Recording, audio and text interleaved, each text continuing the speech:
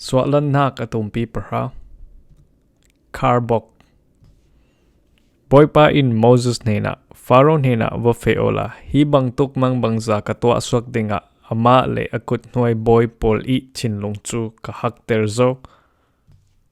Anma laka hi bang tuk mang bangza katwa I Egypt mi pol ka ni Suahlannak men I kamang hi na tu le na fa nen I narung sim dinga asi boypa kasi hi nanza te in nan theile ding tia ati. Chufranga Moses le Aaron chu Pharaoh nena an fei anena Hebrew mi poli pachian boypa I asim mi chu kan mai ka a ziang tik tiang so lungnem tang dor du lo in na umding kaima in biak theinak dinga kaminong pol chu fe hai se kaminong pol tha ding na el tho tho asuya chun thai suna naram sunga kharbok karung tha ding Karbok chu an tam tuk a leilung malte man langlo in an khup mep the ding. Real I asyat swa lo mi til mo an ay ding I naram sung I tingkung mo an ay the ding. Chulong silo in na siyang prang in na kut nuay boy pol I in le na minong pol mo I in khal an khat the ding asi na pule na pa pol le na chitha tu pol hiram an thleng pek I sin thok in an tong da ke lo mi thil siawa asiding ati tia anti chule an her sali Pharaoh nen I sin an suak chute ka Pharaoh I kut nuai boy polin ziang tik tiang so hi pa in nai nok nak in pek ding boy pa an pathian chu an biak thai nak dinga mi pa pol chu fe ko hai se zianga ti le Egypt ram asyat so hi na mula mo tia Pharaoh chu anti. Chutika Moses le Aaron chu an va kau sali Pharaoh in an nena nan va fe pai I boy pa nan pathian chu nan va biak asi pai chu asina in zo pol so nan fe ding ati. Chule Moses in kan za teng kan fe ding kan fanau le kan nutar le kan patar pol khal an tel ding kan fa pa kan fanu kan tu le kan me le kan cho pol thon kan fe ding zianga ti le boy pai hrang thoi nak poi kan to ding asi tia ati. Chuteka Pharaoh in an nena achako boy pa in lo bom se sikhal sela nan fanau le nan nu na pol chu nan fe pi lo pai kan hrang I harsat nak swak ter ding a in perero asi ti chu afiang an ni chu an fe lam ziklo mi pa long nan fe pai I boy pa chu nan biak pai nan dil mi chu chumi asisi tia ati chutlun in Pharaoh nen in andoi hai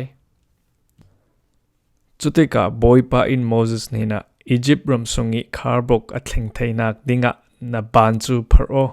thingkung hramkung anong mi mo le real I asyat so lo mi pau chu an ai thu dinga si tia ati.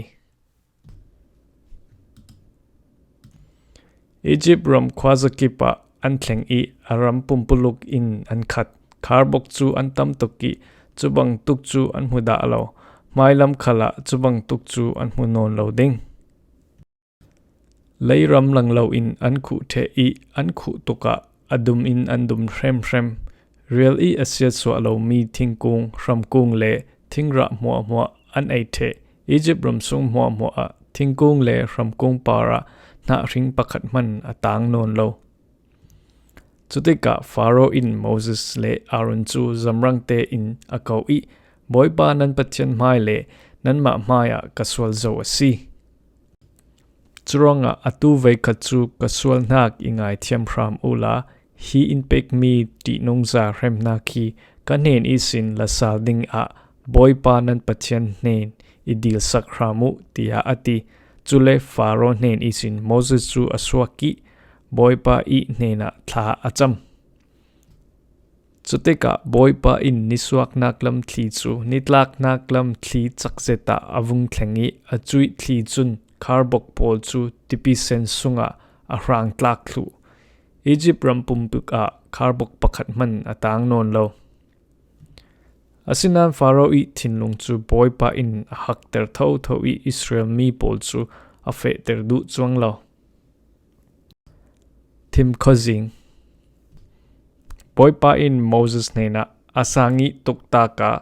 pa loi lo tlak thim khozing in Egypt ramsunga khu the dinga nabanchu wana pharo tia ati churanga Moses in nabanchu wana aphari Egypt ramchu thim khozing sa zatin nithum sung akhu thu chuti in khwa athim ronga Egypt mi pol chu pakhat le pakhat an mu ok thailo I nithum sung zawman lenga an swak thailo asina in Israel mi umnak ram a chun khwa awang ring ring ko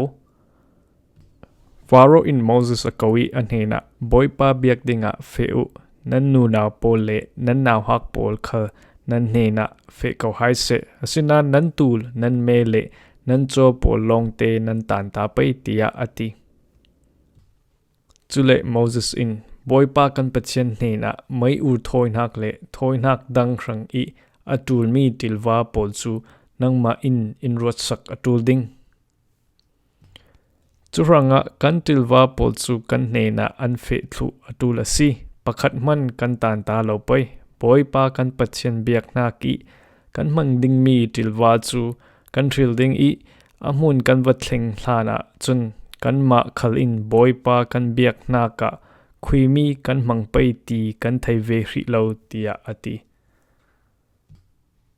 asina in Pharaoh I thinlong chu boipa in hakter ronga Israel mi pol chu a feter du thau thau lo chute ka Pharaoh in Moses nena